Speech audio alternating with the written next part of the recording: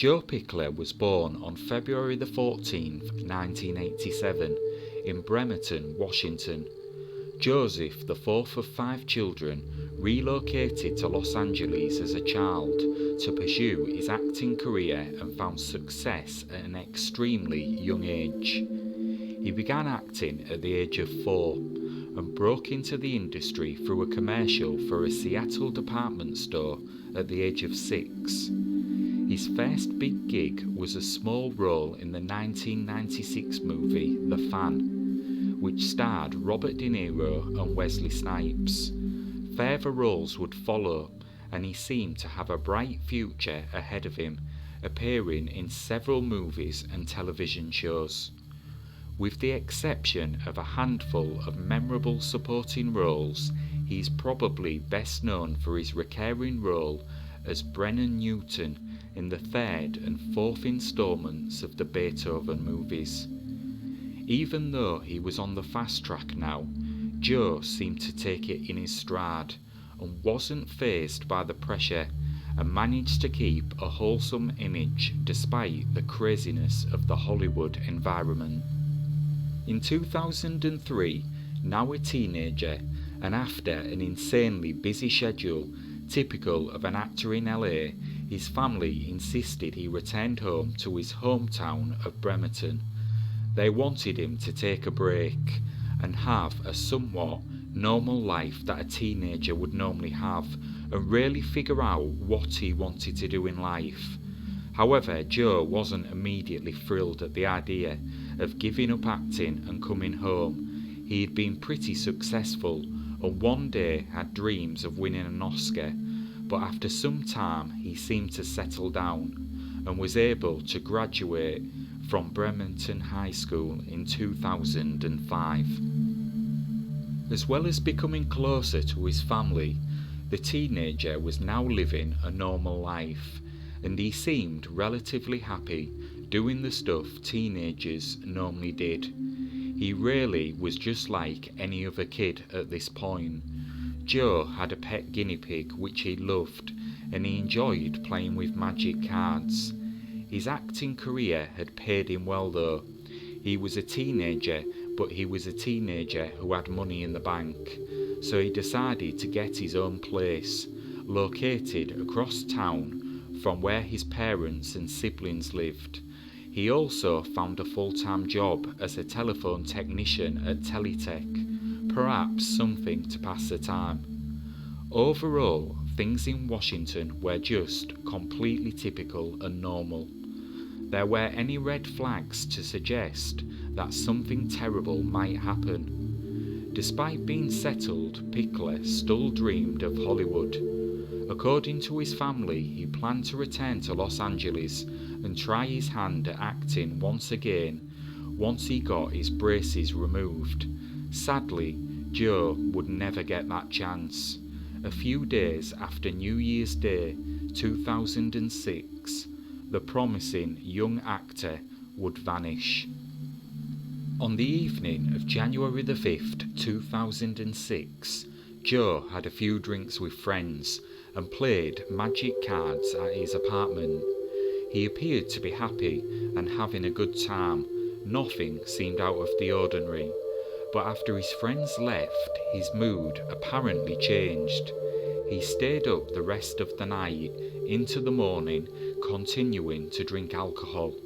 Then, at around 4:15 a.m, he called one of his friends who he was with earlier in the day. Joe was clearly intoxicated, and his friend described him as inconsolable. Something wasn't right, but Joe wasn't making a whole lot of sense. He told his friend that he had to go, but he'd call him back in an hour. That call would never come. His friends and family became worried when they couldn't reach him the following day. Concerned, they went over to his apartment.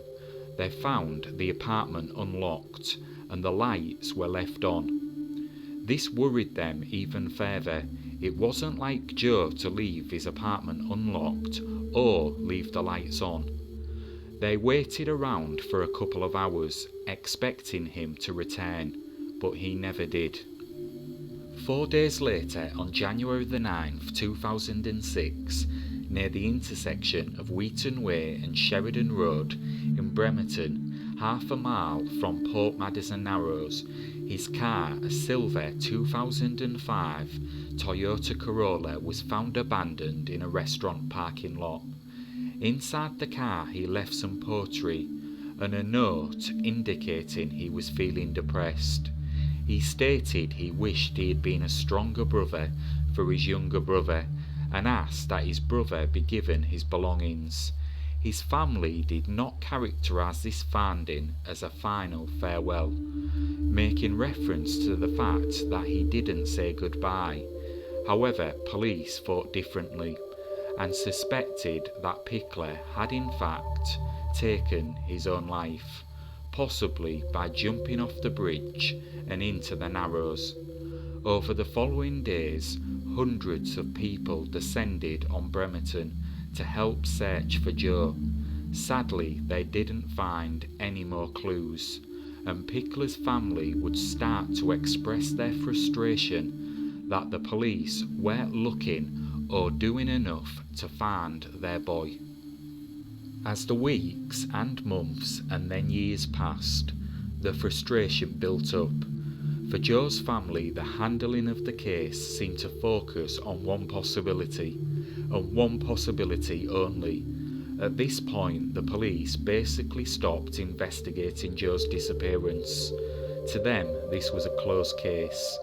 It's alleged that they told the Pichler family that Joe had likely parked his car there, walked over to the nearby bridge and jumped off it.